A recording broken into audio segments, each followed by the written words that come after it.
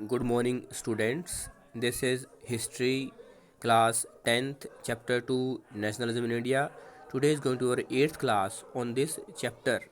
महात्मा गांधी ने 1915 में दक्षिण अफ्रीका से भारत आने के बाद 46 ईयर्स की एज में कुछ स्थानीय सत्याग्रह अहमदाबाद में, खेड़ा में, चंपारण में चलाए और 1919 में पहला नेशन वाइड रोलेट एक्ट सत्याग्रह चलाया। उसके बाद नॉन कोऑपरेशन खिलाफत मूवमेंट जो जनवरी 1921 को शुरू हुआ, जो बड़े ही सिस्टमेटिक तरीके से शुरू किया गया, बड़े ही चरणबद्ध तरीके से शुरू किया गया।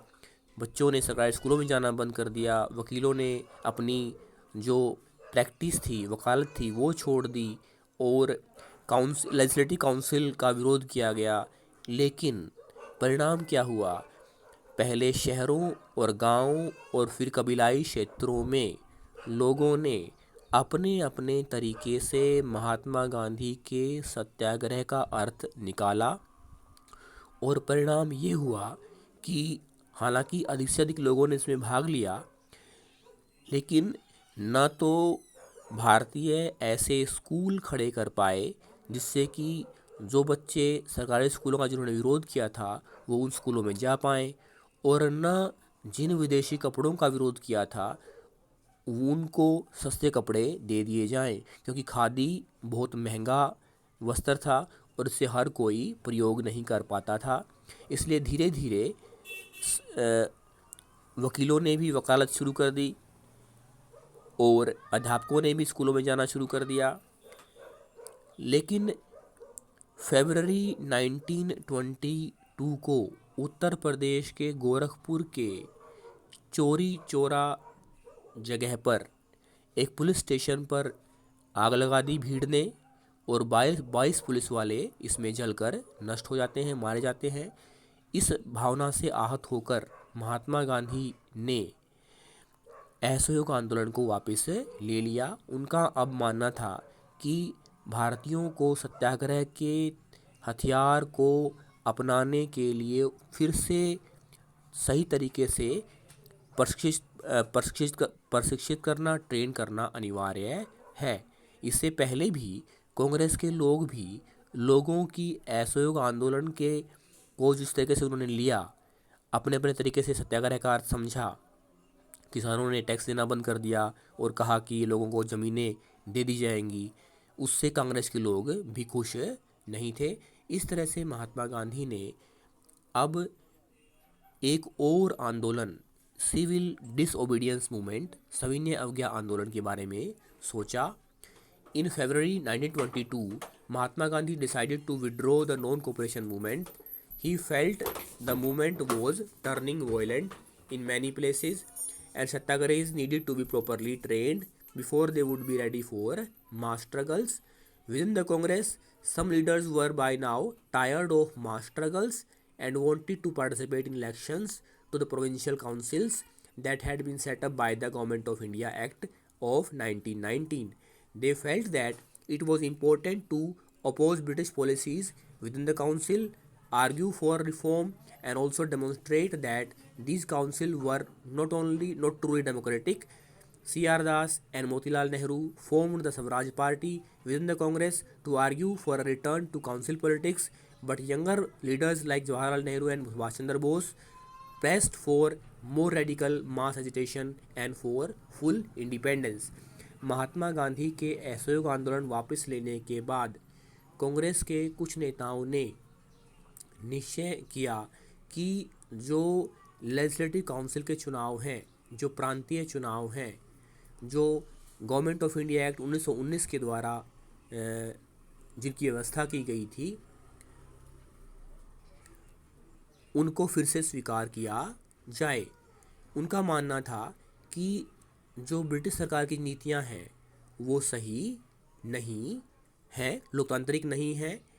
इनमें C.R. दास और मोतीलाल नेहरू, जिन्होंने स्वराज पार्टी की स्थापना की, उनका मानना था कि इन काउंसिल इलेक्शन में उनको वे आए, वो खुद एंटर करें और इन चुनावों को और ज़्यादा लोकतांत्रिक बनाया जाए। इनमें मोतीलाल नेहरू और सी आर दास ने स्वराज पार्टी की स्थापना की। हालांकि कांग्रेस के और नेता जैसे जवाहरलाल नेहरू, सुभाष चंद्र बोस, वो और ज़्यादा बदलाव चाहते थे, जो रेडिकल चेंज चाहते थे, जो पूर्ण स्वतंत्रता चाहते थे। उन्होंने इस बात से सहमति प्रकट नहीं की। इन सच ए situation of internal debate and dissension, two factors again shaped Indian politics towards the late 1920s. The first was the effort of the worldwide economic depression. Agricultural prices began to fall from 1926 and collapsed after 1930. As the demand for agricultural goods fell and the export declined, peasants found it difficult to sell their harvest and pay their revenue. By 1930, the countryside was in turmoil.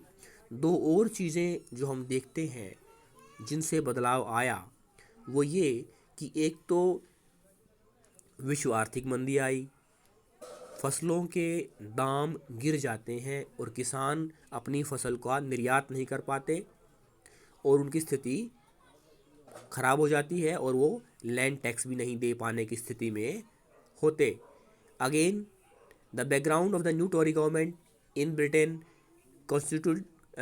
constituted a statutory commission under Sir John Simon, set up in response to the nationalist movement. The commission was to look into the functioning of the constitutional system in India and suggest changes. The problem was that the commission did not have a single Indian member, they were all British.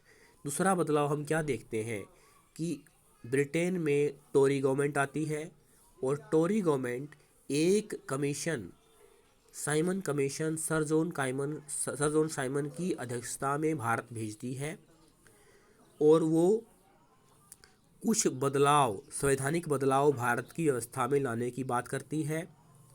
लेकिन इस commission में कोई भारतीय सदस्य नहीं होता और भारत के लोग इसे गो बैक साइमन के नाम से के स्लोगन के द्वारा इसका विरोध करते हैं। When the Simon Commission arrived in India in 1928, it was greeted with slogan "Go Back Simon." All parties, including the Congress and the Muslim League, participated in the demonstrations in an effort to win them over. The Viceroy Lord Irwin announced in October 1929 a vague offer of dominion status for India in an unspecified future and a round-table conference to discuss future constitution. They did not satisfy the Congress leaders. The radicals in the Congress, led by Jawaharlal Nehru and Subhash Chandra Bose, became more assertive. अब भारतीयों को संतुष्ट करने के लिए अंग्रेज सरकार ने देखा कि भारतीय साइमन कमीशन से संतुष्ट नहीं है, तो उन्होंने दो चीज़ें रखी। पहली तो ये कहा कि राउंड टेबल कॉन्फ्रेंस बुलाई जाएगी और भारतीय उसमें आ सकते हैं और विचार विमर्श कर सकते हैं। दूसरा, उन्होंने कहा कि भारतीयों को डोमिनियन स्टेटस, भारत को डोमिनियन स्टेटस का दर्जा दे दिया जाएगा। इसका मतलब ये हुआ कि भारतीय अपने आंतरिक मामलों में अपना निर्णय देश के बारे में ले सकते हैं, लेकिन बाह्य मामलों में, एक्सटर्नल अफेयर में, उन्हें अंग्रेज़ सरकार की, अंग्रेज़ों की, ब्रिटेन की जो सोवरेनिटी है, जो प्रभुसत्ता है, वो स्वीकार करनी पड़ेगी। जो कांग्रेस के नेता थे, रेडिकल थे, जो बहुत ज़्यादा बदलाव चाहते थे, जैसे सुभाष चंद्र बोस थे, जवाहरलाल नेहरू थे, उन्होंने इस बात को सहमति प्रकट नहीं की। The liberals and the moderates who are proposing a constitutional system within the framework of the British Dominion gradually lost their influence. इसके अलावा जो उदारवादी थे और जो मॉडरेट थे, नरम दल के थे, उन्होंने भी मांग की कि ब्रिटिश डोमिनियन के अंदर ही भारतीयों को कुछ संवैधानिक बदलाव किए जाएं। In December 1929, under the presidency of Jawaharlal Nehru, the Lahore Session Congress formalized the demand for Purna Swaraj or full independence for India. It was declared that 26 January 1930 would be celebrated as Independence Day, when people were to take a pledge to struggle for complete independence. अब भारतीय नेताओं ने दिसंबर 1929 में जवाहरलाल नेहरू की अध्यक्षता में कांग्रेस के अधिवेशन में मांग की कि उन्हें पूर्ण स्वराज चाहिए, उन्हें पूर्ण स्वतंत्रता चाहिए, और 26 जनवरी 1930 को पहला प्रथम स्वतंत्रता दिवस लाहौर में झंडा फहराकर मनाया गया।